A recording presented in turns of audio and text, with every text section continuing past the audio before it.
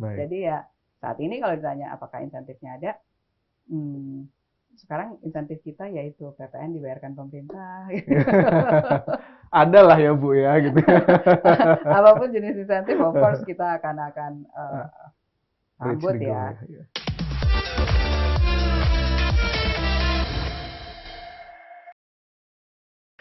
Pemerintah menargetkan zero emission di 2060 dan untuk mencapai target besar tersebut ternyata didukung oleh banyak sektor. Salah satunya adalah sektor properti. Lalu seperti apa sebenarnya sektor properti berusaha untuk membantu pemerintah dalam mencapai target zero emission di tahun 2060 ini? Dan untuk membahas ini semua, saya sudah bersama dengan Ibu Nila Arjani, Presiden Direktur dari Asra Property. Selamat datang Ibu di podcast Bodymakers Indonesia. Terima kasih Mas Ruli, selamat sore, terima kasih. Bu Nila, ini kalau kita lihat kan tren properti itu bisa dikatakan ada up and down-nya Bu ya. Gitu kita lihat bagaimana tren ekonomi global saat ini dan ada harapan besar mungkin di tahun 2025 ini properti akan semakin bounce back lagi Bu gitu kalau melihat ada Bank Indonesia yang mulai menurunkan suku bunga acuannya 25 basis point dan harapannya juga akan semakin menumbuhkan geliat dari sektor properti. Nah, ngomong terkait geliat properti ini Bu, gitu. Saat ini banyak sekali sebenarnya properti yang kalau kita melihat sama-sama incline untuk ikut serta dalam program pemerintah, yakni dengan menerapkan green environment, green housing, green building. Nah, kalau dari pemahaman Bu Nila, apa sih konsep green itu dalam sebuah hunian? Iya, mungkin kalau kita dengar kata green, kesannya hijau gitu ya. Ya. Tapi sebetulnya itu bagian dari satu kerangka yang lebih besar lagi, Baik. yaitu sustainability. Sustainability. Green itu menjadi bagian dari sustainability. Baik. Sustainability ini apa sih sebetulnya ya? Kalau saya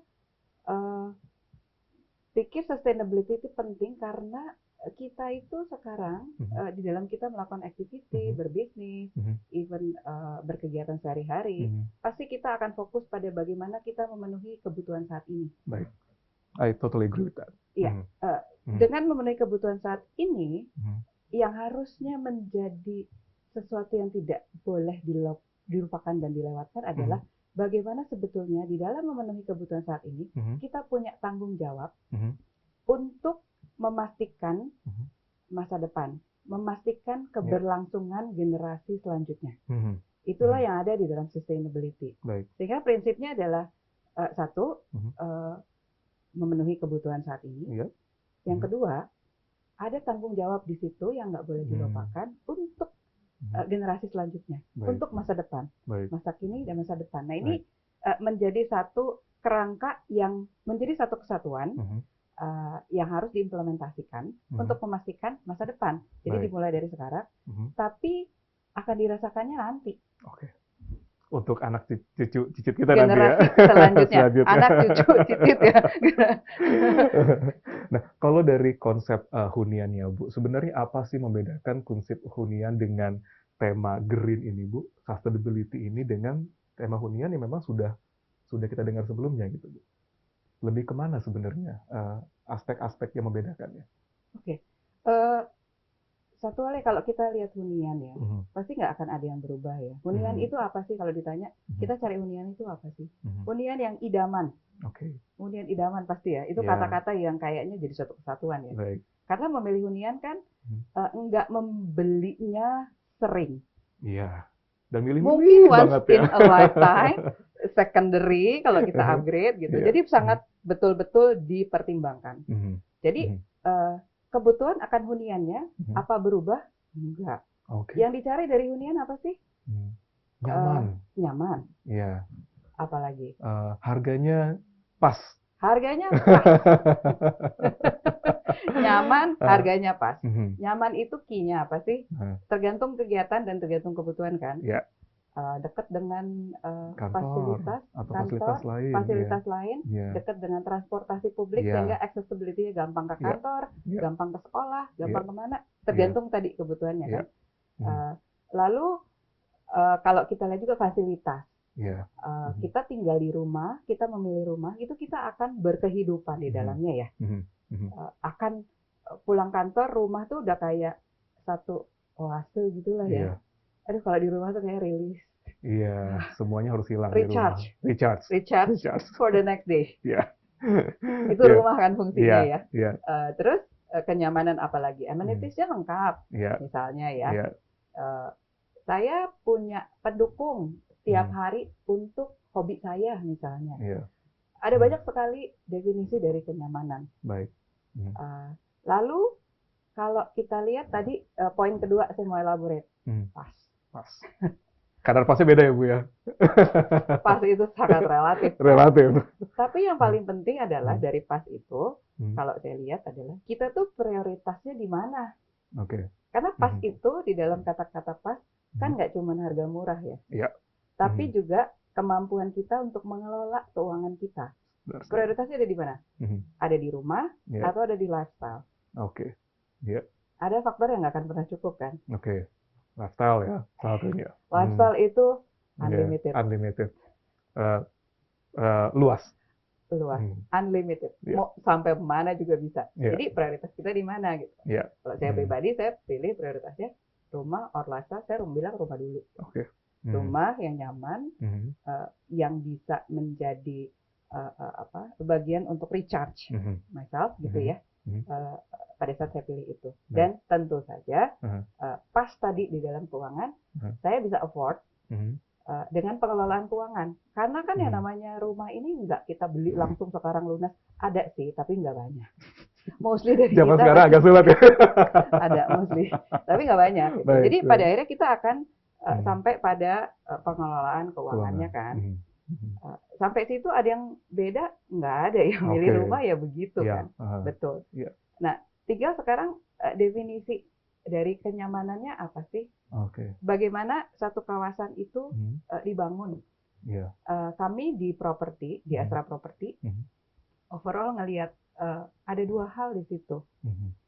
Satu adalah kita punya komitmen. Ada komitmen dulu nih, karena komitmen ini akan ngedrive next action, akan ngedrive continuity dan komitmen yang berkelanjutan ya.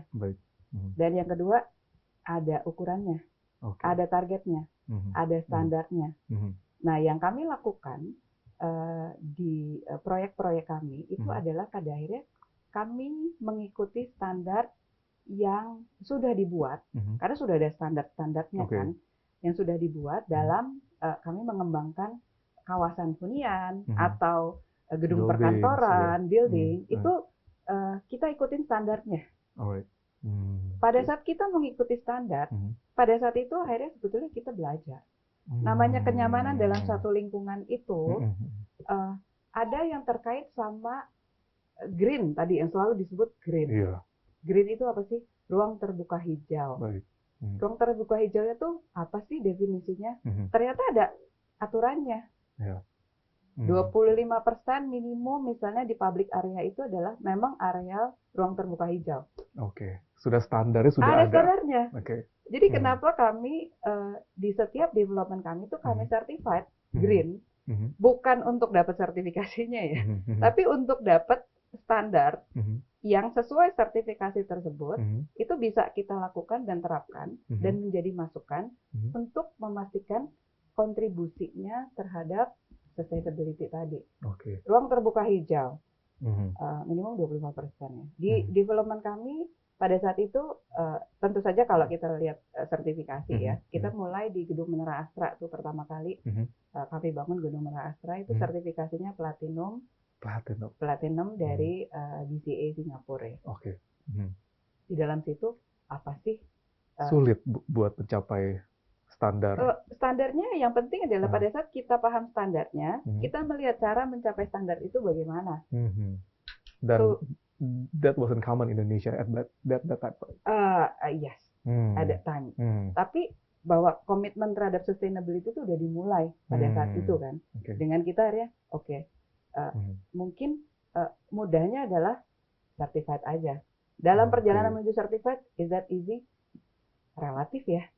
Tapi yang penting kita punya standar, kita tahu bagaimana mencapainya dan kita tahu apa yang harus kita lakukan. Baik. Kenapa platinum misalnya gitu ya? Secara gedung di Menara Astra sendiri, kita kacanya itu double glaze. kita Oke. sebut ya. Jadi Oke. kaca tuh udah double glaze. Itu yang kalau ada di dalam ruangan-ruangan di Menara Astra itu nggak terlalu panas. Oh, oke. Dengan Ada double glaze konduktor itu gitu ya namanya ada ya. ya penyaringan panas yang hanya dari material kacanya yang kita desain dan buat double glaze itu ya. Oke. Jadi dia ada kayak penyerapan panas sehingga sampai ke ruangan nggak terlalu panas. Oke. Dan itu pasti konsekuensi logisnya AC-nya nggak usah terlalu dingin dong. Oke. Kalau AC nggak terlalu dingin, pasti Energi pemakaian yang energinya juga lebih hemat. iya. Sehingga Oke. itu yang disebut hemat energi, ya I kan? see. Di dalam situ juga ada nggak cuma faktor listrik, tapi juga ada faktor kebisingan. Oke. Polusi. Dia akan Udara. menyerap suara Polusi suara yang ada dari jalan gitu. Oke. Sehingga kalau ada di ruangan, di kantor, meeting gitu ya, nggak kerasa bahwa sebenarnya ini gedung di pinggir jalan raya, di tengah kota gitu. Karena ada penyerapan. Nah itu semua sebetulnya terukur. Ada ukurannya. Di public area misalnya kita punya auto light. Jadi kalau pada saat nggak dibutuhkan, ya nggak butuh listrik. Save energi lagi Save gitu energi kan? lagi. Iya. Water misalnya, water juga kita ya secukupnya aja gitu. Jadi kayak tap pada saat dibutuhkan, ya baru keluar. Itu juga akan menghemat konservasi resources, konservasi water gitu ya. Nah itu tuh yang pada waktu event dibangun sudah ada standarnya, sehingga itu yang menyebabkan gedung Menara Astra dengan sertifikasi platinum itu secara operasional itu bisa lebih hemat energi. Baik. Ada standar di sana, coba dicapai di sana. Betul.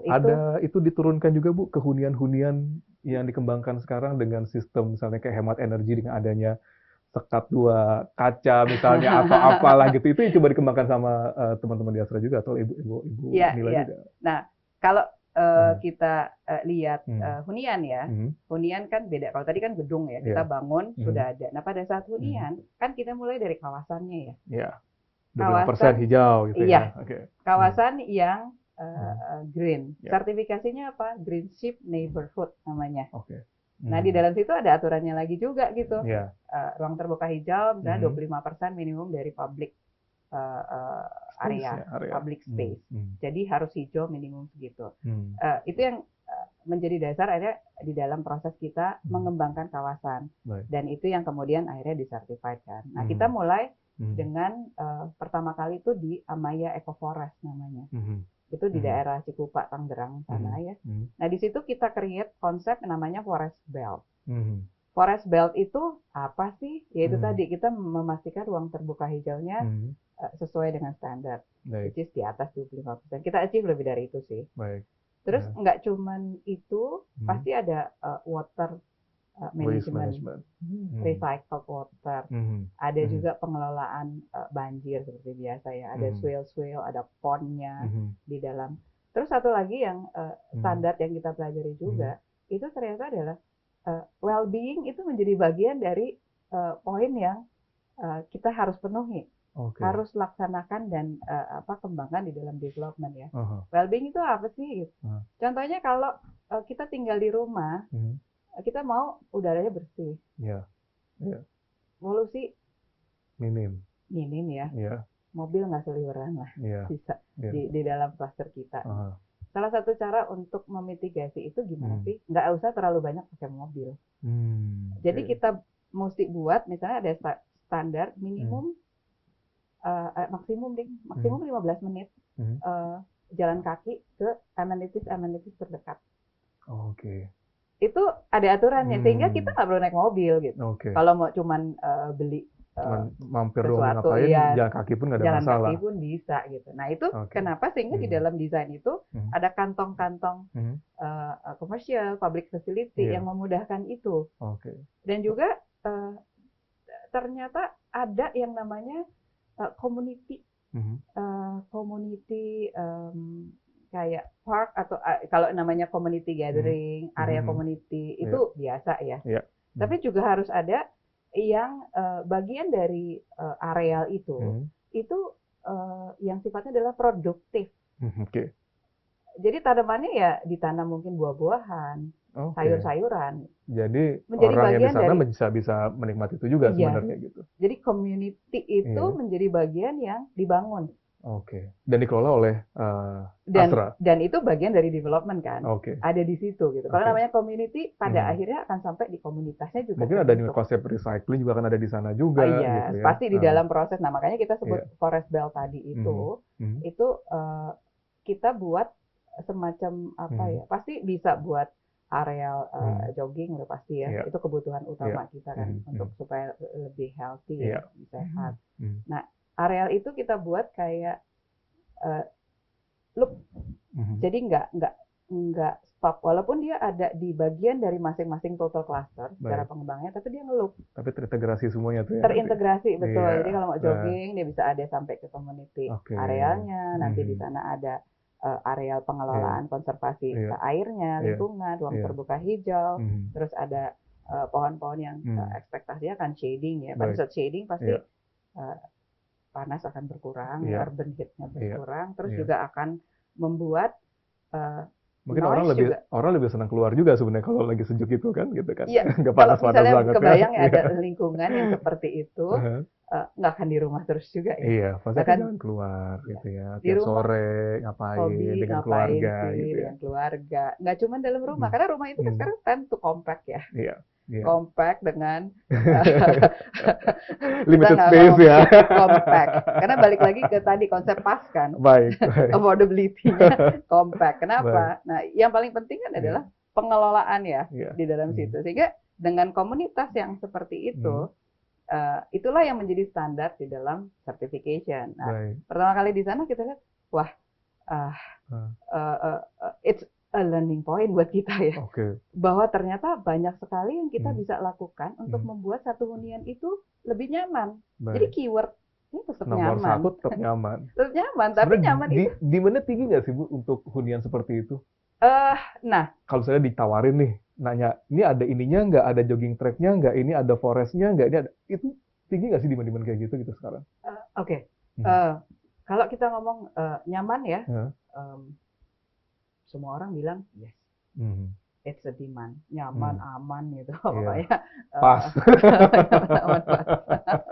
Keywordnya, nggak ada yang argue lah tentang itu ya. Tapi kalau kita ngomong mahal, balik lagi tadi itu sebenarnya ngeling ke yang pas tadi, relatif kan, mahal relatif, demand sekarang kita mau fokus pada hal apa gitu. Kalau kita ngomong gini, demand itu dari hunian rumah tapak ya landed pasti akan terus meningkat, pasti akan banyak gitu. Demand ini bisa berasal dari mana sih? Dari first home buyers, pertama baru beli, bisa upgrader, upgrader mestinya dia udah punya rumah sebelumnya yang perlu rumah baru dengan yang lebih nyaman. Ada kata lebih lagi. Kalau ada kata lebih nyaman, pasti ada lebih pas. Lebih pas juga. Iya kan, nggak mungkin ya bisa dapat dua-duanya. Itu make sense. Betul. Itu. Ditambah lagi kalau sekarang saya lihat dari beberapa kawasan hunian kita development di Asia misalnya, banyak tuh orang tua yang membelikan untuk anaknya supaya masih ada di neighborhood-nya, dekat, bisa nengokin. Bisa nengokin, nggak sebelahan sekali, nggak dalam satu kompleks, tapi masih within the neighborhood di kawasan gitu. Nah, itu kan kebutuhan-kebutuhan demand yang akan selalu ada. Jadi, development yang kita kembangkan memang saat ini kita nggak ngomong fokusnya pada demand yang mana gitu ya, tapi kita kembangkan hunian yang nyaman dengan ada add value yang kita tawarkan, dan dari situ bisa kita lihat sebetulnya memang profilnya itu banyak yang upgrader jadinya. Instead of pertama beli rumah, karena mencari yang lebih nyaman. Yang lebih nyaman. Sehingga dari situ kita lihat ada ada prospek lain. Ada yang dilihat gitu. Kalau kita mau memilih rumah yang lebih nyaman untuk tinggal, untuk meningkatkan kualitas hidup kita lah ya pada saat kita berkehidupan di situ, itu demand-nya ada gitu. Itu yang kita lihat di Asia ya. Di Amaya sudah mulai, tapi daerah situ perlu edukasi memang. Okay. Jadi ada hal-hal yang kalau kita lihat adalah nyaman itu balik lagi kan adalah value yang memang perlu diapresiasi dan ada alignment-nya dengan akhirnya ekspektasi dari affordability masing-masing gitu ya. Tapi kalau kita lihat satu di yang baru kita launching nih ya, Althea Boulevard di Cibubur. Itu tuh itu konsepnya sangat sustainability dan green. Itu bahkan kalau di Amaya tadi tuh kita certified platinum gold dapatnya. Karena ada areal yang memang secara lokasi nggak bisa kita lakukan. Udah maksimum segitu, maksimumnya gold. Di Althea bahkan bisa platinum. Karena mulai dari dia akan ada aliran air yang membelah di development itu dari ujung ke ujung di Althea Boulevard itu di Cibubur. Jadi itu tuh di-appreciate. Kalau kita lihat dia Althea ini baru akan launching mungkin perkiraan kita kira-kira bulan November ya. Kita saat ini baru open, sudah jadi sales gallery-nya, show unit-nya, interest sudah kita kumpulkan dan interestnya sangat menggembirakan sih. Udah menggembirakan namanya sekarang. Menggembirakan, baik gitu, banyak gitu. Kalau dilihat dari mana ya, kira-kira di mana? Banyaknya adalah ya sekitar Cibubur juga, nggak jauh-jauh. Mungkin karena udah biasa. Di Indonesia ini kan biasanya kalau landed ya nggak mau jauh-jauh tentu nggak nyebrang gitu ya. Biasa tinggal di selatan ya selatan, gitu, biasa tinggal Cibubur. Gitu. Ini akan bertahan lama kira-kira demand seperti ini? Apakah nanti menurut Bu Nila artinya akan ada arahnya akan ke sini nanti nih kira-kira. Tapi apa gitu ke depannya apakah namanya tren-tren seperti ini tuh akan sustain terus Bu kayak gini? Karena kalau saya lihat ya ini lebih banyak ke arah kesadaran, komitmen dan pemahaman. Sadarnya sekarang, iya kita tuh punya tanggung jawab loh untuk generasi mendatang. Kalau tanggung jawab untuk generasi mendatang itu tren atau bukan kira-kira ya? Needs kita bilang seperti itu mungkin ya. Iya, itu adalah obligation sebenarnya. Makanya saya sebutnya tanggung jawab, bukan kebutuhan. Bukan kebutuhan ya. Kebutuhannya yang sekarang, tapi untuk masa depan ini tanggung jawab kita gitu. Kalau tanggung jawab kayaknya nggak akan berubah ya. Nggak akan surut ya. Betul, tanggung jawab soalnya gitu. Jadi untuk masa depan, nah sekarang yang harus kita lakukan untuk tanggung jawab itu apa? Nah itu kan balik lagi, karena sebenarnya kebutuhan utama hunian sama-sama nyaman kok. Nyaman, cuman definisi nyaman, pas tadi Ini pertanyaan nyeleneh nih Bu, pertanyaan nyeleneh sebenarnya ya gitu. Kalau kita ngelihat, kalau bisa kita lihat nih Bu, kendaraan electric vehicles gitu ya. Ada ada insentif dari pemerintah gitu. Nah pemerintah ada ngasih insentif nggak sih buat buyer atau future buyer gitu yang memang kita pengen kok tinggal di hunian yang benar-benar sustain, environment friendly, renewable energy juga cukup dilaksanakan gitu. Ada nggak sih kayak gitu Bu, koordinasi dengan pemerintah gitu?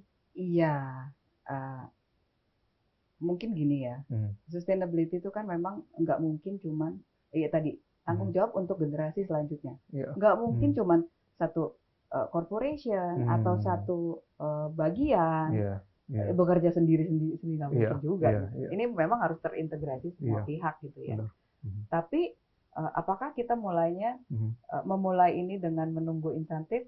Rasanya enggak ya, karena namanya tanggung jawab. Kalau kita sadar dan paham atas tanggung jawab itu, ya kita mulai dari sekarang apa yang bisa kita lakukan gitu kan. Bahwa nantinya akan ada insentif dari pemerintah, dari instansi-instansi lainnya terhadap buyers, pasti akan kita sambut ya. Tapi tentu saja hal itu nggak membuat kita jadi nunggu insentif dulu baru bergerak, kan nggak begitu ya. Insentif akan disambut, tapi apa yang kita lakukan ini ya kita akan fokus bagaimana kita punya komitmen dan terus berkontribusi merealisasikan tanggung jawab kita untuk generasi mendatang ini. Jadi ya saat ini kalau ditanya apakah insentifnya ada, sekarang insentif kita yaitu PPN dibayarkan pemerintah. Ada lah ya Bu ya gitu. Apapun jenis insentif, of course kita akan sambut ya.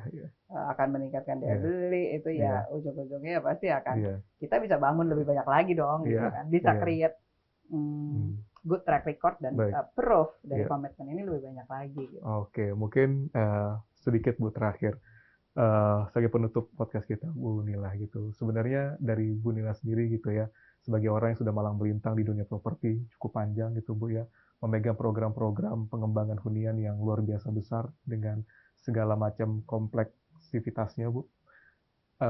Ada sedikit yang mau disampaikan nggak Bu buat para buyer saat ini gitu, bagaimana mencari hunian yang nyaman buat mereka dan juga pastinya buat nanti their future families. Mungkin sedikit aja buat closing. Ya, jadi memilih hunian yang nyaman dan affordable tentu saja menjadi kebutuhan utama ya. Tapi yang paling penting dari situ adalah ya bagaimana kita memilih hunian saat ini untuk kebutuhan kita saat ini, tapi juga meletakkan pathway gitu untuk berkontribusi pada sustainability yang akan menguntungkan dan akan dirasakan oleh generasi mendatang gitu. Jadi pada waktu kita memilih kebutuhan kita saat ini, hari ini, pada waktu yang sama juga kita ikut berkontribusi terhadap generasi mendatang, anak cucu kita nanti. Gitu. Mungkin itu yang perlu menjadi consideration juga ya. Harapannya semakin banyak yang bisa melihat bahwa sustainability ini adalah bentuk tanggung jawab ya. Kalau tanggung jawab ya harus dipenuhi oleh kita semua. Kita semua di dalam kita beraktivitas, termasuk juga menentukan hunian yang nyaman dan pas. Bu Nila, terima kasih banyak atas kehadiran insight-nya di podcast Moneymakers in Indonesia. Juga, Mas dan saya rasa juga mungkin kalau yang nanti nonton ini udah mulai berpikir bahwa ke depannya bagaimana mencari hunian yang nyaman dan juga pas, juga pastinya melihat aspek-aspek yang banyak. Itu tidak hanya pas hanya untuk satu sisi saja, namun tidak pas untuk sisi yang lain. Itu juga menjadi pertimbangan seharusnya. Gitu ya, kenyamanan dan lain sebagainya diperhatikan. Udah sekali banget dikasih banyak gitu ya insight-nya dan mudah-mudahan sukses dengan proyek-proyek dari Astra nanti juga ke depannya. Dan sampai di sini dulu podcast kita dengan Ibu Nila, Presiden Direktur dari Astra Property, dan sampai ketemu lagi di podcast Moneymaker CNN Indonesia berikutnya. Saya Ruli Kurniawan, sampai jumpa.